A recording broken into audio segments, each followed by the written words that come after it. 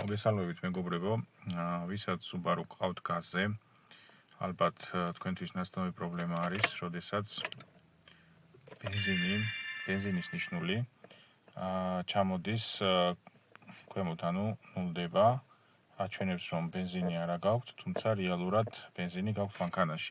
ანუ მანქანას გაზზე ამუშავებთ, მაგრამ აი აქ გვიჩვენებს რომ ბენზინი აღარა გაქვთ და შეიძლება ჩათვალოთ შეცდომით რომ აღარა გაქვთ ბენზინი, ჩაასხათ და ასე ვთქვათ, იმაზე მეტი ბენზინი ჩაასხათ რეალურად ვიდრე გჭირდებათ.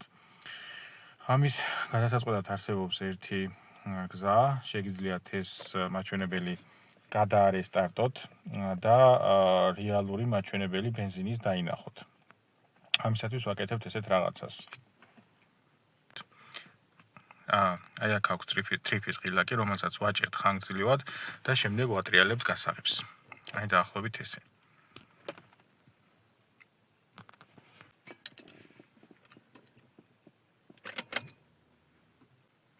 ამ ყველაფრის შემდეგ დავინახავთ რომ რეალურად მანქანაში ბენზინი გვაქვს.